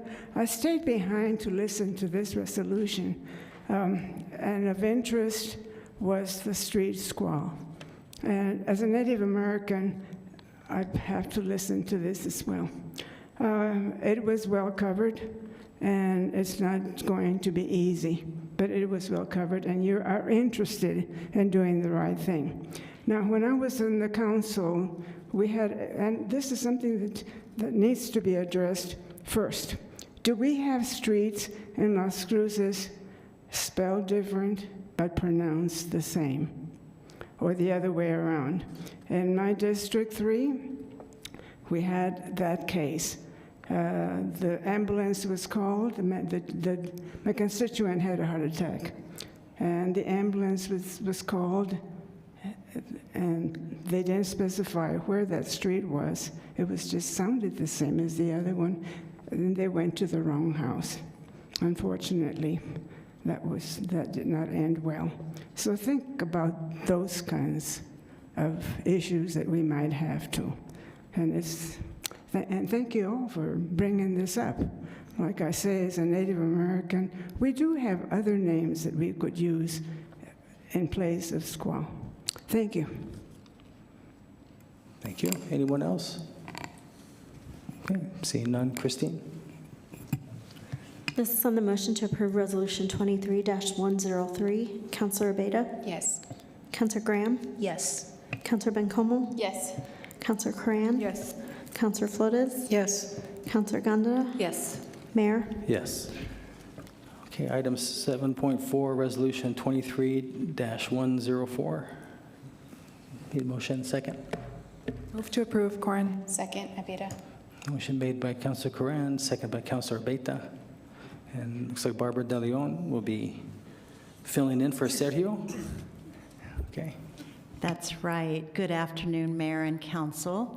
Yes, Sergio is out today, so I am filling in for him, bringing this resolution to you for support for a COVID-19 memorial, and I believe we also have someone on the line who might be able to answer any questions you might have as well after we're done presenting. So as you know, since 2020, COVID has certainly impacted millions of people across the world, and in New Mexico alone, more than 8,000 lives have been lost. During that time, we had many folks step up to provide critical services, protect our communities, and save lives. In some cases, they sacrificed their own health and safety. Local and state governments even stepped up. Health departments, public servants all took bold actions to protect residents during the COVID pandemic. With that in mind, there is an effort led by a nonprofit organization called Marked by COVID-19 to establish memorials across the U.S. There are quite a few states already signed up to raise funds for these memorials. What we're asking today is for the City Council to support a statewide COVID-19 memorial that will be established in Bernalillo County in honor of those who've lost their lives or who have been marked by COVID-19. And I believe you have a packet, each one of you has a packet with some more of the details and information about the actual memorial. It's currently being scoped out as a $2 million project funded by federal funding and private and public donors. The Bernalillo Parks and Rec Department is the fiscal sponsor, and the current proposed site is on 1 acre of land on public trust land.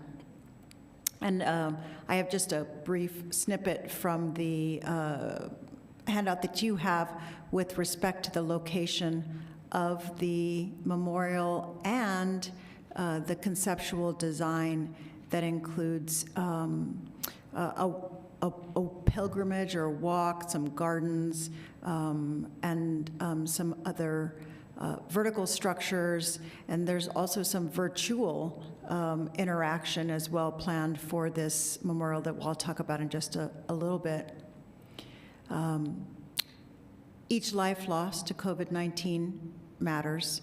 COVID left a hole in the hearts of loved ones and our communities. And this organization, Marked by COVID, actually has a link on their website that allows people to upload pictures and stories of those who have lost their lives or been marked by COVID that will be integrated into the memorial, into the virtual aspect of the memorial that I mentioned earlier, that's detailed in your packet. But again, today, the action being requested of you is to provide some support for this effort, statewide effort for the COVID-19 memorial. Thank you, and I'll stand for any questions you might have. Okay, thank you, Barbara. Councilor Beta? Thank you, Mayor, and thank you, Barbara. With this resolution, I am curious, you said that they are looking at, private and public donors. With this type of approval, are we going to be expected to offer any sort of financial support for this memorial? Thank you, Mayor and Councilor Abeta.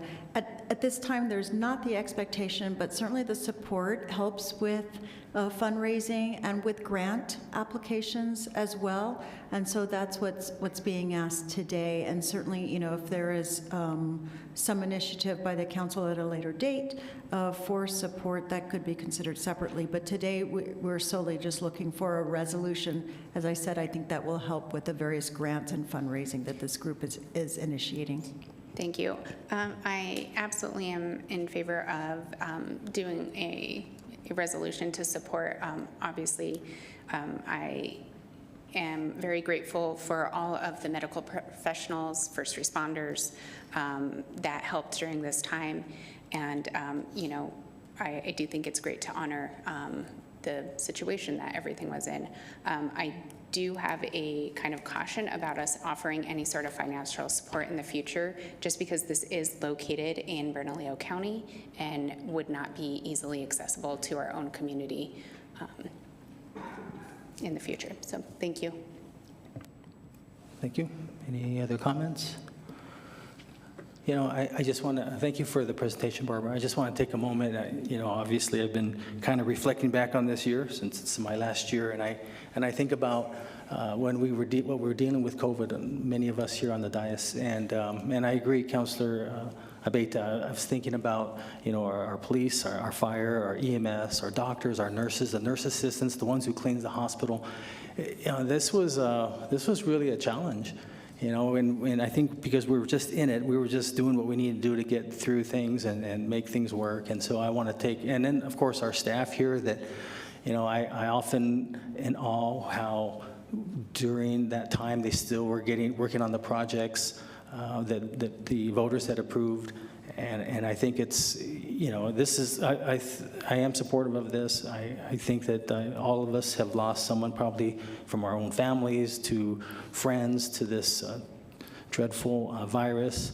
But nonetheless, I think I just want to take a moment for those that may be watching, especially on TV, if you had a hand in this to keep our fellow residents and citizens alive. I just want to tell them thanks. So I forgot who it was that emailed me on the council to bring this forward, but thank you for sending it to me, because this is something here that is I'm very supportive of it. Okay, any members of the public who wish to speak? No. All right, Christine. This is on the motion to approve Resolution 23-104. Councillor Abeta? Yes. Councillor Graham? Yes. Councillor Bencomo? Yes. Councillor Cran? Yes. Councillor Flores? Yes. Councillor Gondeta? Yes. Mayor? Yes. Okay, thanks, Barbara. Now we're going to we have a couple of appointments. First one is Vanessa Porter, District 5 appointment to the Planning and Zoning Commission. And then next is going to be to the Capital Improvements Advisory Committee, Zachary Frilioni, new appointment. I would need a motion and a second for this appointment. So moved. Second. Motion made by Councillor Flores, second by Mayor Pro Tem Gantara. Christine? This is on the motion to appoint Zachary Frilioni to the Capital Improvements Advisory Committee. Councillor Abeta? Yes. Councillor Graham? Yes. Councillor Bencomo? Yes. Councillor Cran? Yes. Councillor Flores? Yes. Councillor Gondeta? Yes. Mayor? Yes. Okay, so now we're going to go to proposed ordinances. There'll be no public discussion. Council may ask staff for clarification on proposed ordinance. And we have 9.1, Council Bill number 23-022, ordinance number 3028. Bring it forward. Okay, bring it forward. Okay, next is the council member board reports and comment. I always think I don't have anything, and then I think of something later. So right now I don't have anything. So Mayor Pro Tem. Thank you, Mayor. We had our Lift Up meeting last week. It went really well. There's lots of positive energy and awareness about the number of resources that have been expended there and those that will be, to include streets, renovation, rehab, sidewalks. One of the things that folks do have specific issues is with our community cats or feral cats in the area. There seems to be quite an increase. I know I'm seeing that in my particular neighborhood. And so, IFO, I was hoping that we can have not only codes, but animal codes go out and maybe do some service sort of awareness, looking at not only code violations, but specific to animals as well. Bring, information to the neighbors about sort of the ordinances and how to follow those if they need specific issues. We're still seeing a lot of illegal dumping that's happening in that alleyway that I have pointed out several times. Right now, there's several carts and maybe a old chair or small recliner that's been out there. I've actually used Ask Las Cruces to put my concern out, right, to inform them that that's an issue, and still, after a couple of weeks, it hasn't been picked up. So if we can address those two issues.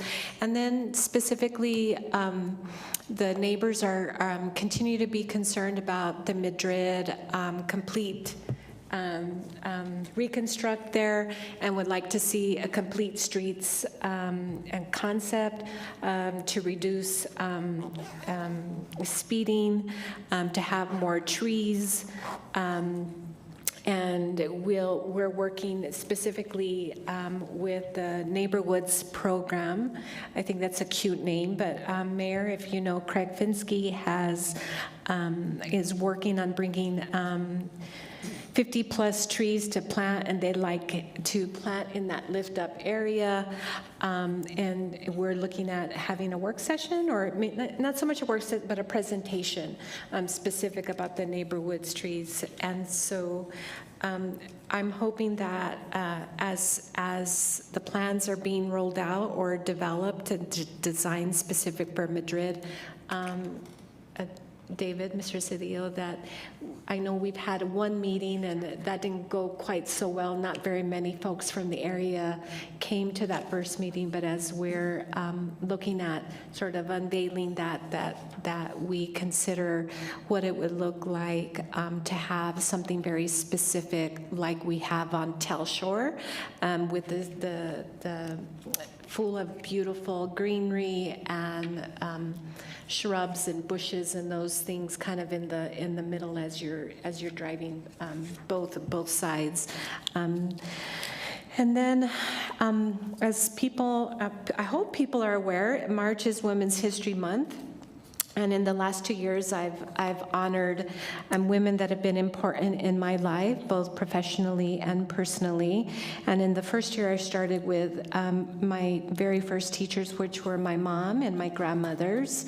And so this year, I'm looking at folks, women specifically, that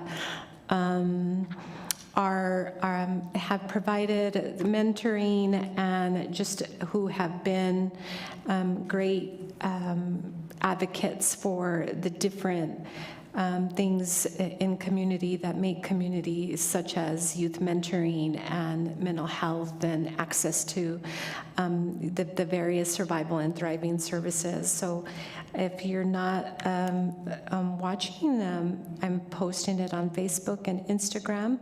And I'd like to say specifically how grateful I am to serve with the ladies, the women on this dais.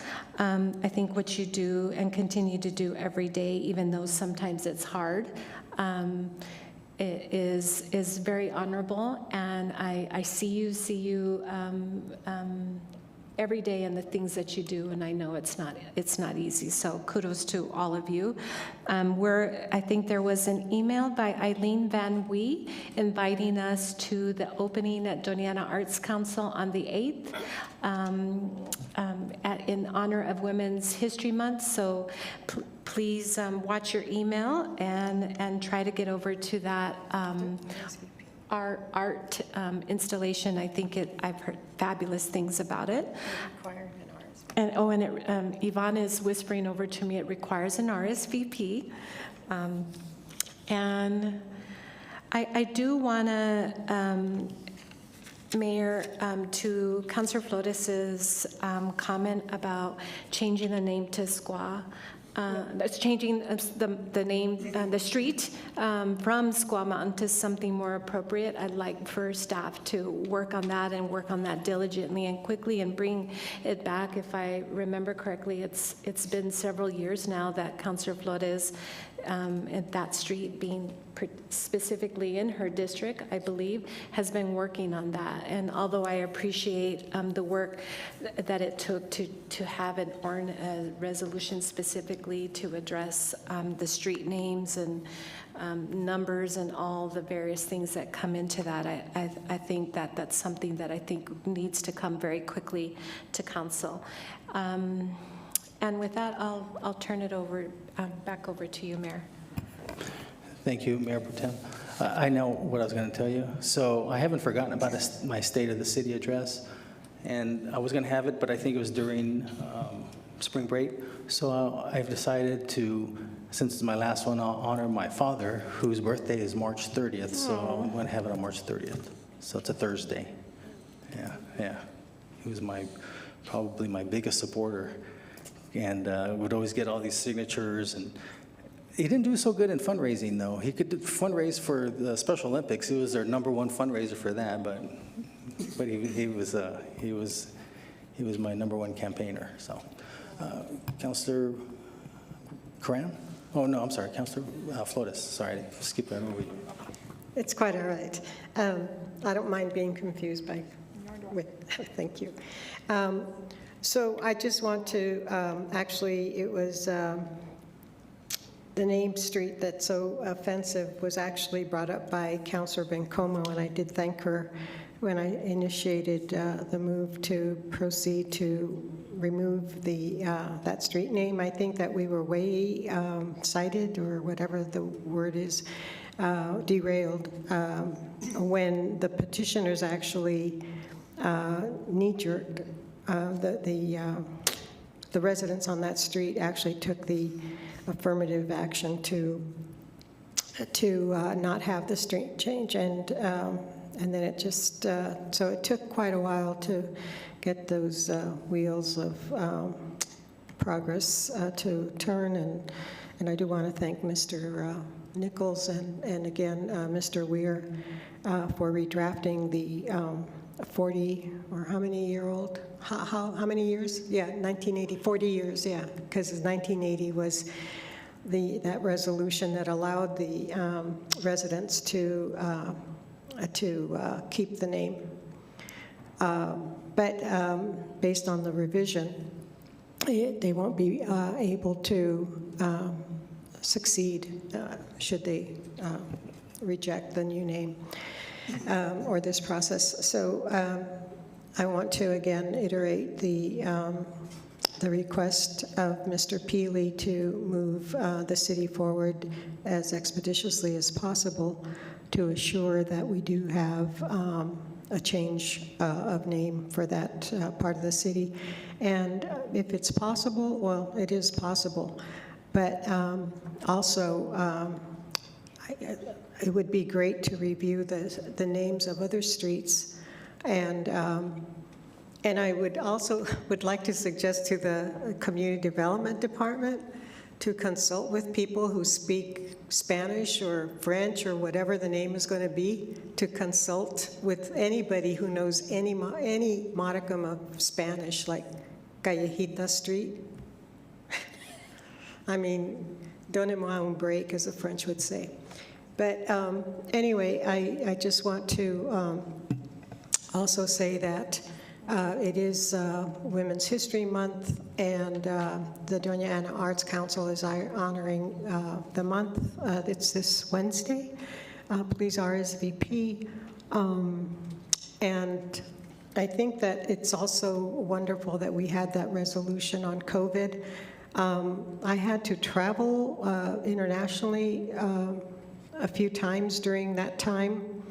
And I'll tell you, in one way, it brought a lot of people together. Usually when you travel, you go into an airport, you sit there and wait, and there's never any conversation. You pick up a book, a magazine, or you take a nap during your flight. You're waiting for your flight connections or whatever.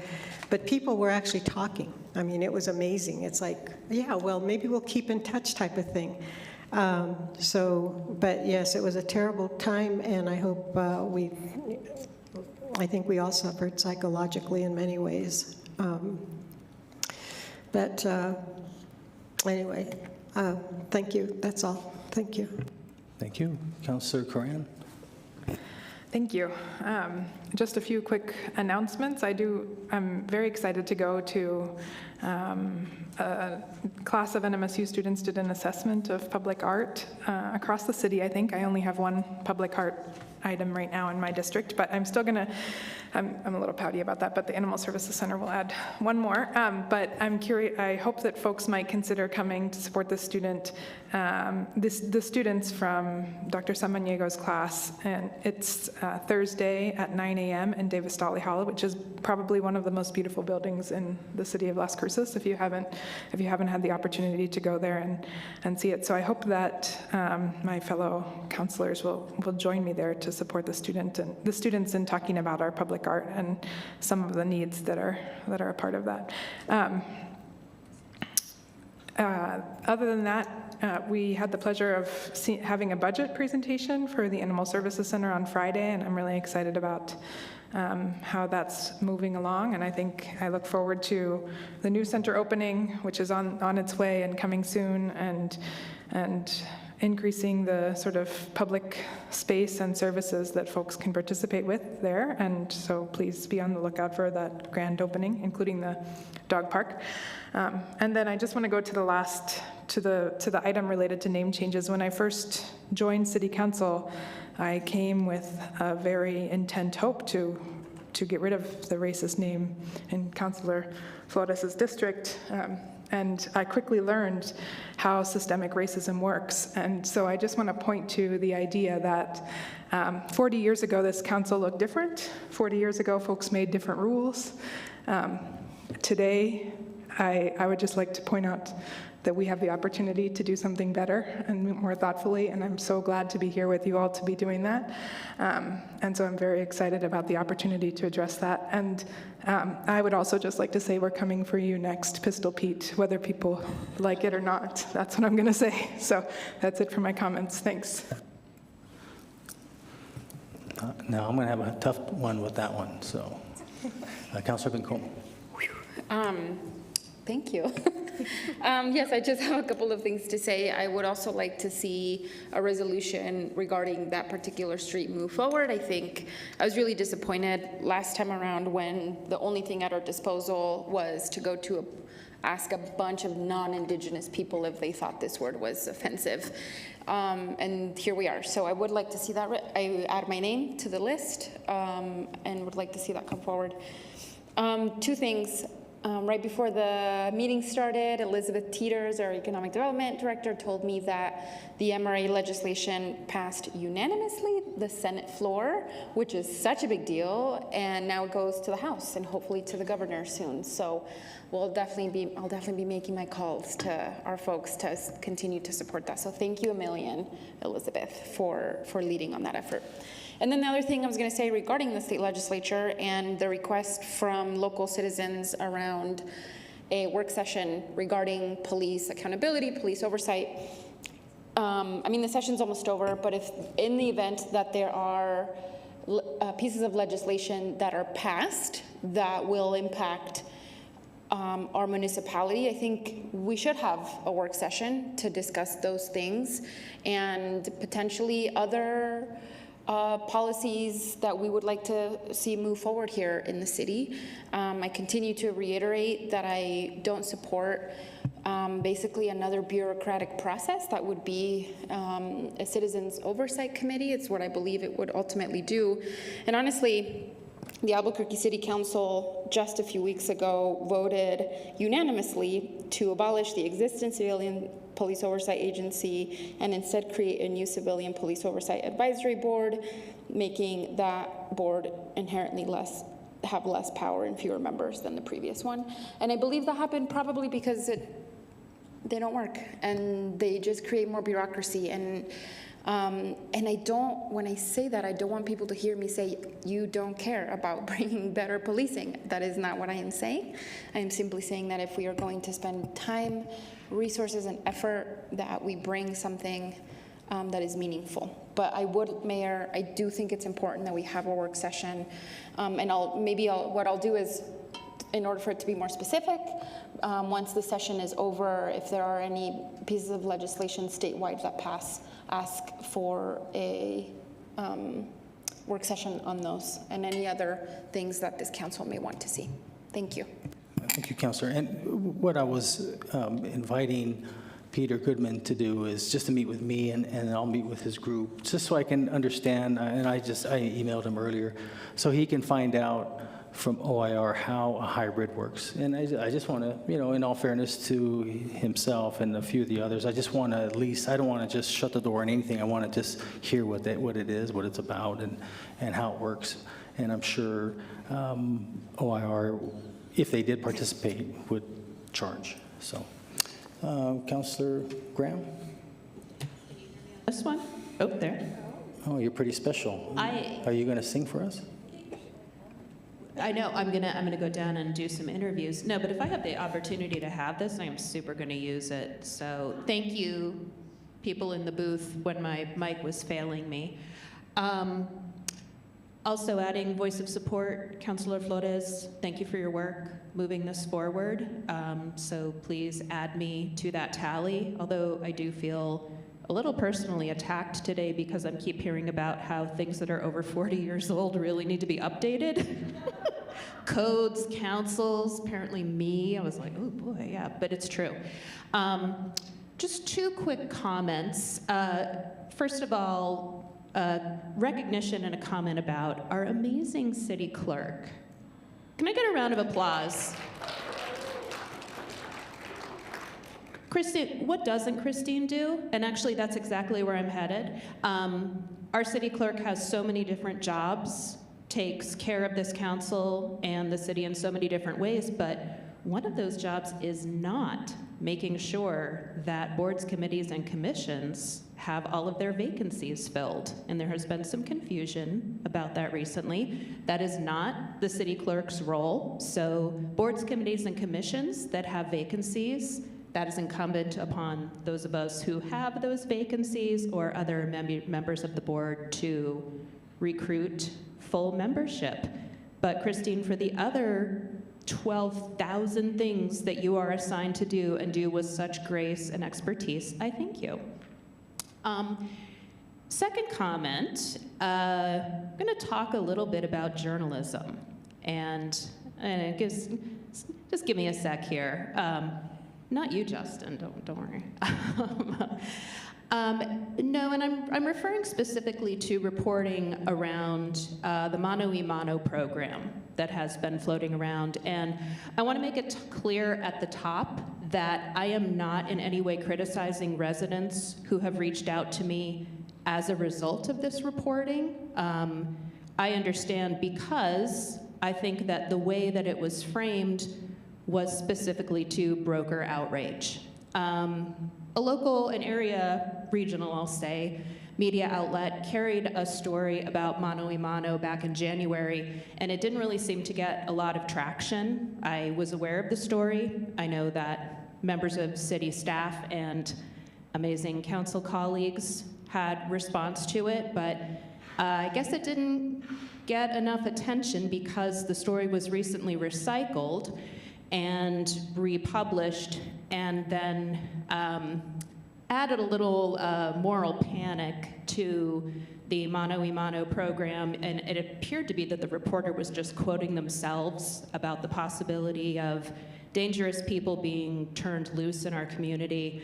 And I realize that clickbait is certainly not limited to any one media outlet, but to me it just smacks of lazy journalism. And I wanted to mention that because I think we have a lot of really proactive reporting around here, and I want to distinguish between those qualities. I also want to say, and I think this has already been stated by colleagues and city staff, that I remain in complete support of the Mano y Mano program. It shouldn't have to be said, but crews are supervised throughout their shifts. So if you read reporting that's saying that people are being, potentially dangerous people are being turned loose in the city, it's not true. And instead of helping to lift up a program that I think has been a real boon to the community, just didn't appreciate seeing it framed that way. Obviously, I support free journalism, go First Amendment. I'm not saying anything about that, but I just wanted to say a little bit about that. And that's all I got. And can I have this forever? Can I, when I'm doing councilor comments, can I wander around a little bit? Oh yeah, that'd be amazing. Thank you so much. Why don't we get you that new microphone that just that comes out of the, Yeah, I think we should get one of those for you. Yes, I love that. Then you can, that way you don't have to hold it. You can just walk around talking. Yeah, I'm sure, yeah. I'm sure we can take that out of Councilor Flores's budget. My 3 Millions, cents. the millions that are in there. Councilor Beta. Thank you, Mayor. I actually have quite a few updates to give out. This Thursday, we will have a utilities board meeting. It will begin at 2, a little bit early, because we'll be having a work session that will look at our budget, and then we'll lead straight into our regular icons. The second, last week, we did have a public safety select meeting where we had a report from La Casa as we continue to look at the different cases that we see about domestic violence and how it's impacting our community. We got a little bit of information from this agency and the different types of programming and counseling that they do, and what type of coordination or collaboration might be needed in the future. I will be having a district meeting April 4th. From 6 to 7:30. It will look at our budget, public works, and public safety. This is a good time because there are a few items that are happening in the district, including today. We'll have some lane closures on University Avenue between Turrentine and El Paseo. We have the University Avenue Waterline Mill and Overlay Project that will start. Also on March 13th, there'll be some closures around South Valley in my district for fiber optic pathway installation. And then I am excited to be attending the National League of Cities on March 25th through 29th. So I will be, I believe, missing a council meeting for that, but we're going to also coordinate with our federal delegation at the same time. So bringing up some needed information. And in your email, you should have an item from the Municipal League. There is a membership survey. I probably have announced it at least once, but since I created it, I'm going to announce it again. Please fill out the survey. As we are looking to develop a strategic plan, one hasn't been done with the Municipal League before, and we are trying to get some pre-information from all of the membership. And lastly, I just want to say thank you to all staff who attended the budget retreat. We really appreciate I know the time, coordination, and effort so that we can get the needed information to help us make better decisions as we go into budget review. So thank you, Mayor. Thank you. Were you going to say something? I do. I am. Sorry. Thank you, Councilor Abetha, for bringing up the Public Safety Select Committee. I promise I'm going to start putting things out there. We had a very interesting presentation from La Casa, and I want to just mention, I always have trouble hearing you from way over here, but I want to remind Council that we are looking at lifting that moratorium of DV cases, and legal is in the process of hiring an attorney to be able to handle the number of cases that that we will be addressing, and we will be doing it in conjunction with the numerous services that La Casa is providing, and I'm glad that we had that. It was something that we've been working on for some time. And then I just want to say good luck to the women's NMSU Roadrunner basketball team. They play tomorrow in Vegas, and I hope that they win. Mary, you got to honor them and say something. You say about the men's, we got to say about the women. Absolutely. Well, good luck to them. So, no, I think Coach Adams has done a fantastic job, and so wish her well and her team. Okay, so city managers report. Well, yes. Oh, yes, sorry, Mayor. One more item that I'd like to bring is the possibility for training for council and or staff on parliamentary procedures. Mayor, I think you've been really steadfast with your leadership on here, and I believe that it would be great for all of us on council to get a little bit of a course. At our utilities board meeting, we got to hear of their new legal department and all the services they provide, and they brought up that of parliamentary procedures, and it's used heavily on that board. And so I thought that might be a great opportunity for us on council to get some either a refresher or just extra knowledge. Thanks. I don't know how to take that. You're great. Mr. You could Mayor? teach us too, but Teach it here. Oh, okay. you could teach us as well, but if we bring in Are you saying that after I leave, you guys are going to need help?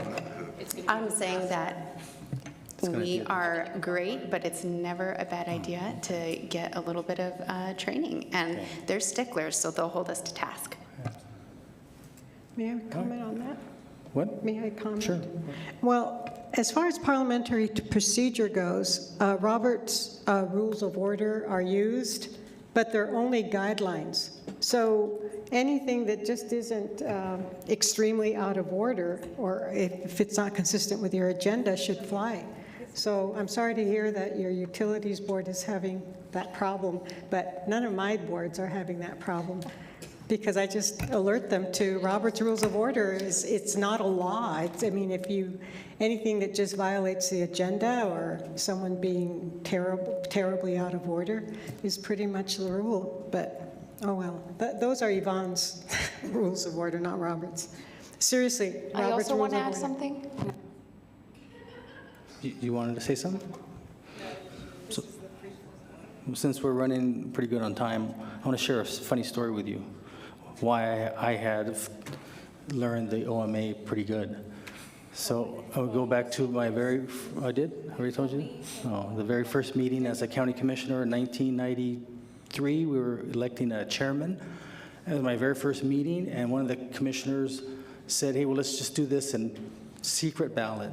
So I thought, well, that's pretty good. So I voted, and then the Attorney General found out and basically reminded us that you had to go just to class to learn the Open Meetings Act. And so we read the whole thing, and so yeah, it was either that or something else. So we had to revote again. So that's why we had to learn that really well.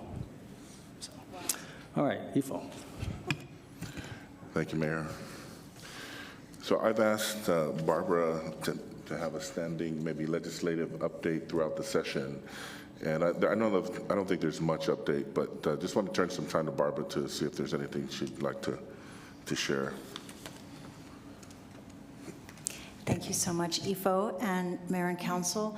Ifo's right. We're sort of in the last frenzied week with legislation. We've been tracking over 190 bills, but at this point, just 40 that have advanced, either from the Senate to the House or from the House to the Senate. Was mentioned earlier about our MRA changes, which we're very pleased that they, according to Elizabeth, passed unanimously last week and moving on. So that's very good news for us in our economic development toolkit. The tax bill, House Bill 547, was heard this morning, and the good news is that the portion that dealt with excluding certain professional services from taxation has been removed. That would really be detrimental, would have been very detrimental to us and to other municipalities. So very happy to see the form that it's in right now. So tracking those two things. We're still waiting on the final state appropriations from junior bills and capital outlays. Larry should be providing that report to me this week, I'm hoping, so that I can share that with you next week as we reach the final week of the legislative session. So that's about it for now. Ifo, thank you so much for the time. Thank you all. Thank you, Barbara. And then just a couple of things. I appreciate Councilor Graham bringing up the Mano article. You give a 45-minute interview and you can't choose which parts they pull out and what they choose to share. And so I appreciate you saying that. Another thing, and I think this is in a different tone here with our affordable housing, the article that came out, and this isn't, I know the Sun News publish this, and I don't think that, in fact, I know the intent wasn't to incite in this, but the way it's being interpreted out there is that the city council did not issue bonds for affordable housing and did not prioritize that. So I just wanted to make, since we're clarifying articles that have come out, I know we've been trying to answer emails and we've reached out to try and clarify, but for the record, please make no mistake that that is a high priority. And all that has to do with is timing on the projects, trying to time up the projects with the financing so that we're not paying unnecessary interest. And so because it's a taxable bond and because we have projects in the queue, we're just trying to make sure the timing lines up. But we are not delaying that. We're not prioritizing it less than the other projects, but just wanted to clarify for the record.